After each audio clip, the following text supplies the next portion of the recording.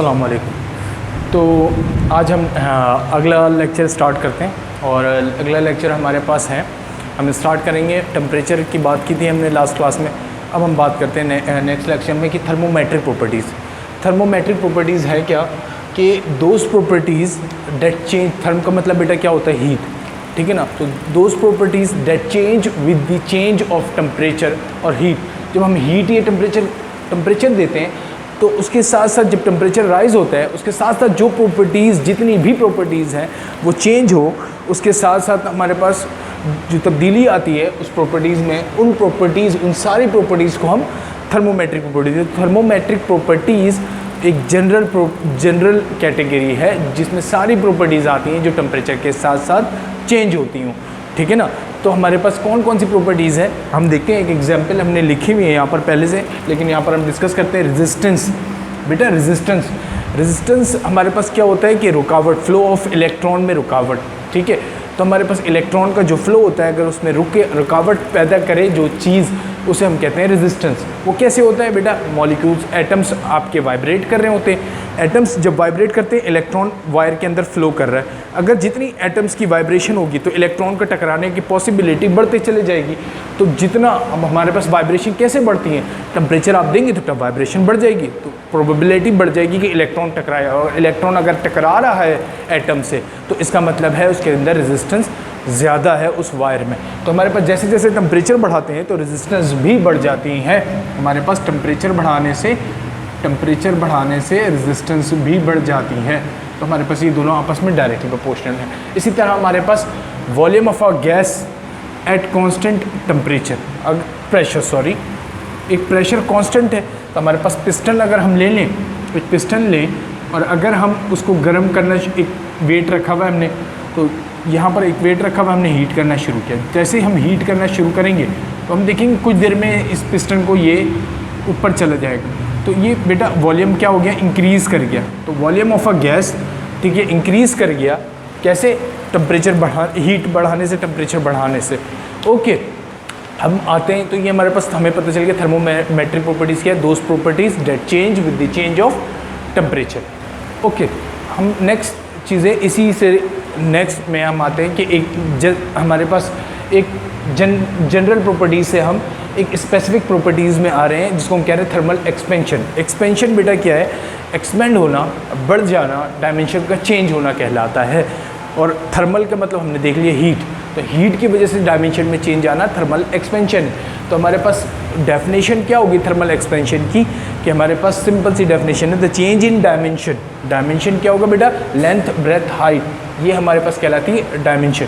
अगर change in dimension, the change in dimension of an object due to change in temperature, ठीक है, जो temperature की change होने की वजह से हमारे पास जो भी चेंज आता है लेंथ में, ब्रेथ में, हाइट में, या किसी भी डायमेंशन में, ये तीनों डायमेंशन में, ये हमारे पास क्या कहलाएगी, थर्मल एक्सपेंशन। हमने एक सिंपल से एग्जांपल ले लेते हैं कि कैसे ऐसा होता है, ऐसा क्यों होता है।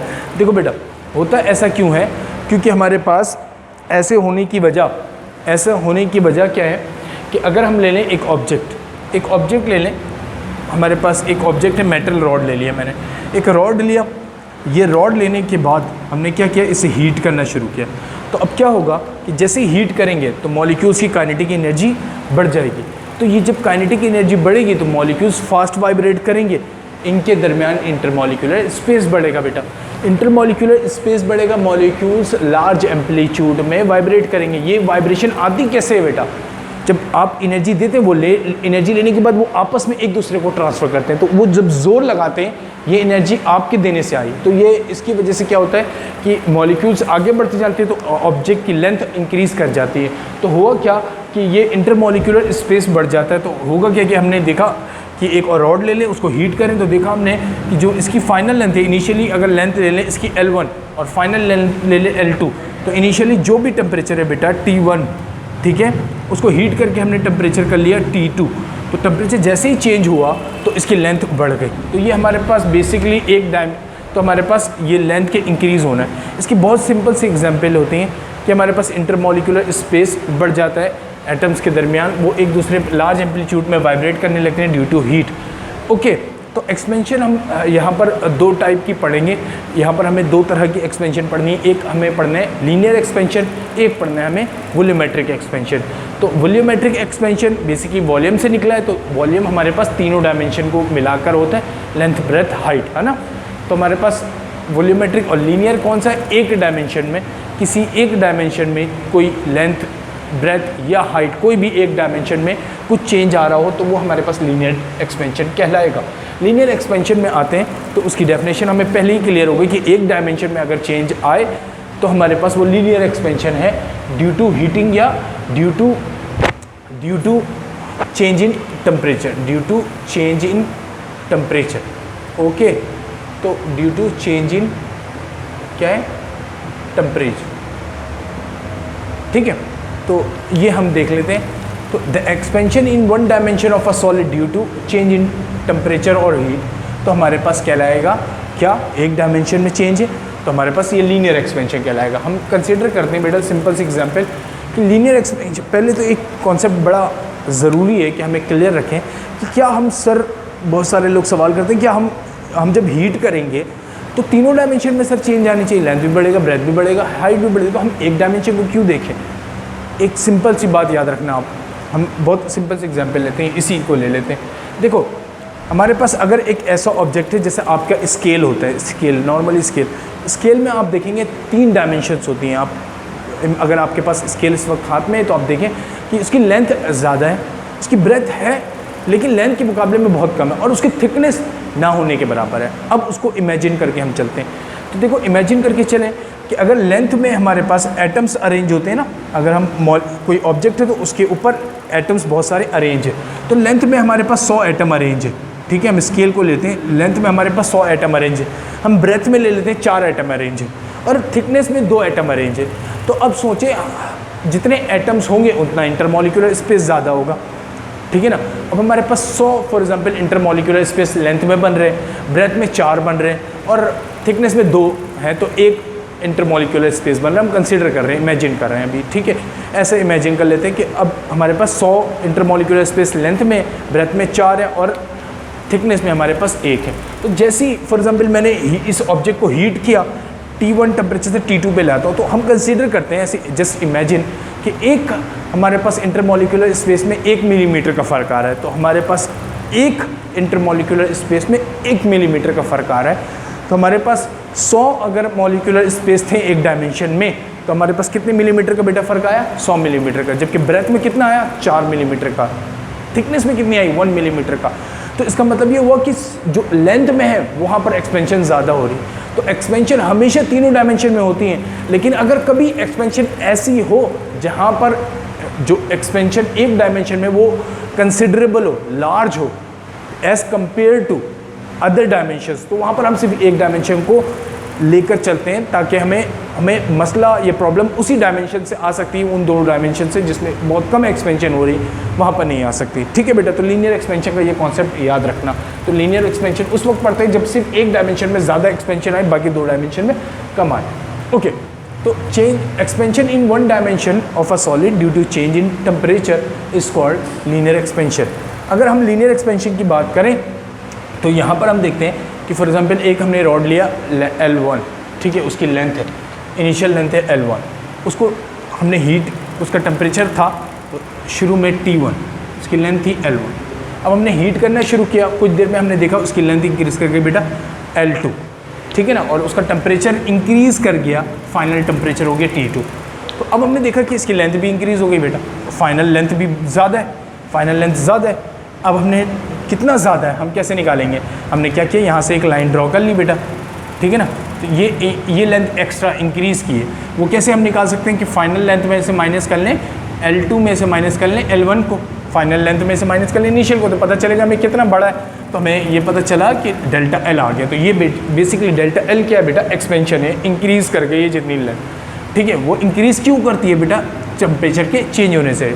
उसको हम कैसे निकाल सकते हैं, कितना टेम्परेचर चेंज हुआ, इनिशियली जितना भी टेम्परेचर था, फाइनल जितना टेम्परेचर है, उन दोनों को आपस में माइनस करना है। तो फाइनल माइनस इनिशियल हमने किया T2 माइनस T1, तो हमारे पास चेंज इन टेम्परेचर आ गया। ओके बेटा, हम आगे चलते हैं इससे कि तो दो चीज़ों पे डिपेंड कर रहा है, एक तो चेंज इन टेम्परेचर को हम कहते हैं राइज इन टेम्परेचर भी, जितना राइज इन टेम्परेचर ज़्यादा होगा एक्सपेंशन ज़्यादा होगा, ठीक है ना। और दूसरी चीज़ तो भाई कल जो हमारे पास है लाइट चली गई थी और आप देख रहे होंगे कि लेक्चर हमने आगे से स्टार्ट किया इनिशियल टेम्परेचर से। तो एक्सपेंशन बेटा दो चीज़ों पे डिपेंड करती है, याद रखना है हमें, दो चीज़ों पे डिपेंड करती है। एक हमारे पास जो है वो इनिशियल लेंथ कितनी है, इनिशियल लेंथ जितनी ज़्यादा होगी उतनी ज़्यादा हमारे पास क्या है कि एक्सपेंशन होगी। कैसे कि हमारे पास इनिशियल लेंथ अगर ज़्यादा है तो इसका मतलब नंबर ऑफ़ इंटरमॉलिक्यूलर स्पेसेस ज़्यादा हैं, तो हम जब हीट करेंगे तो एक्सपेंशन बेटा ज़्यादा होगी। अगर फॉर एग्जांपल एक रॉड लें जिसके अंदर इंटरमॉलिक्यूलर स्पेस एक लेंथ में 100 बन रही है, एक रॉड ऐसा लें जिसमें 200 बन रही है, तो जाहिर सी बात है जिसमें 200 बनेंगी उसके अंदर स्पेसेस ज़्यादा होंगी। जैसे हमने कल एक एग्जाम्पल लिया था कि एक एग्जाम्पल के अंदर हमने बात की कि हीट करेंगे तो 100 इंटरमॉलिक्यूलर स्पेसेस अगर हमने कंसिडर किया, एक इंटरमॉलिक्यूलर स्पेस में 1 मिलीमीटर आ रहा है तो 100 इंटरमॉलिक्यूलर स्पेसेस में कितना आएगा 100, और 200 हो तो फिर 200, तो इसका मतलब ये है कि एक्सपेंशन 200 वाले में ज़्यादा है। तो ये हमारे पास एक्सपेंशन में इनिशियल लेंथ में डिपेंड करता है। और दूसरी चीज़ कि कितना हम बढ़ा रहे हैं टेम्परेचर, अगर एक रॉड 25 डिग्री सेल्सियस में उसको 100 ले जाए तो उसमें एक्सपेंशन कम आएगी बेटा। अगर हम उसको 200 तक हीट करें तो उसमें राइज इन टेम्परेचर 175 का है, ठीक है ना, एक में 75 का एक में 175 का है। तो जिसमें ज़्यादा हीट करेंगे एक्सपेंशन उतनी ज़्यादा होगी क्योंकि मॉलिक्यूल्स की एनर्जी बढ़ जाएगी और वो ज़्यादा फास्ट मूव करेंगे या ज़्यादा स्पेस में मूव करेंगे या ज़्यादा एनर्जी एक्सर्ट करेंगे एक दूसरे पे। ओके, हम आगे बात करते हैं। Change in length is directly proportional to the initial length, जितनी इनिशियल लेंथ ज़्यादा होगी।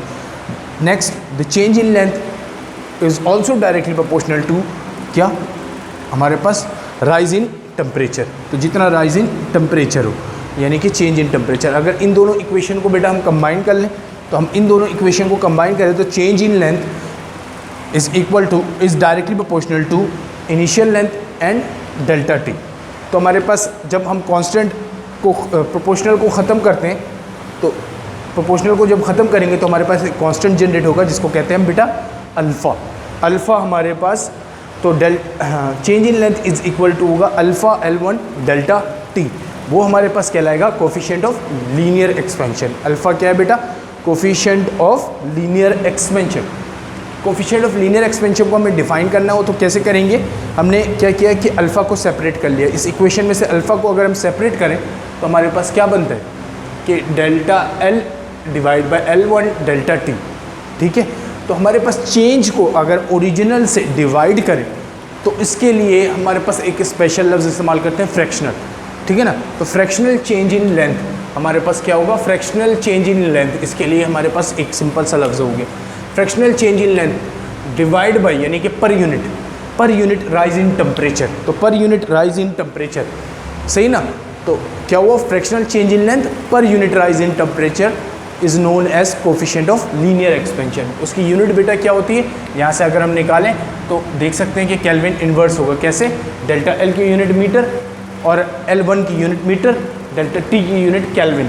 तो मीटर से मीटर ऊपर नीचे बेटा कैंसिल हो गया, तो हमारे पास क्या बचा, ऊपर ले गए तो केल्विन इन्वर्स। तो केल्विन इन्वर्स हमारे पास इसकी यूनिट है। ओके, अब हम आते हैं यहाँ पर आगे बात करते हैं कि हमारे पास जो इक्वेशन 1 बना ली थी हमने एक्सपेंशन को, तो एक्सपेंशन को जब हमने इक्वेशन 1 बनाई तो हमारे पास हुआ क्या कि delta L is equal to alpha L1 delta T. Equation A हम दोबारा इस्तेमाल करते हैं, इक्वेशन A, सॉरी मैंने इक्वेशन 1 कह दिया, इक्वेशन A हम इस्तेमाल कर लें। तो इक्वेशन A हमारे पास डेल्टा L है, डेल्टा L किसके बराबर होता है, L2 माइनस L1, है ना। तो हमने वहाँ पर सिंपल पुट कर दिया डेल्टा L की जगह L2 minus L1, final minus initial, और L1 माइनस में दूसरी तरफ ले गए प्लस में हो गया। तो इन दोनों टर्म्स में कुछ कॉमन आ रहे हैं, कॉमन ले लिया हमने L1 जब हमने कॉमन लिया तो हमारे पास L1 1 plus alpha delta T, ये हमारे पास फाइनल लेंथ की इक्वेशन है बेटा। तो यहाँ पर हमारे पास बस लीनियर एक्सपेंशन एंड हुआ। अब हम आगे नेक्स्ट लेक्चर में या नेक्स्ट टॉपिक में हम वॉल्यूमेट्रिक एक्सपेंशन डिस्कस करेंगे इंशाल्लाह। अल्लाह हाफ़िज़।